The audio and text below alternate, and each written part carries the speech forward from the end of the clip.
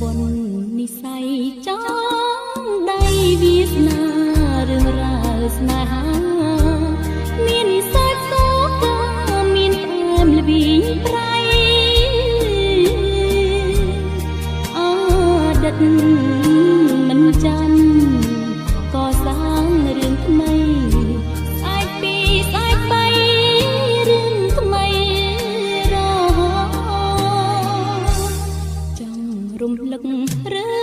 ងចង់ជាថ្មីបាត់ភ្នែកស្រមៃ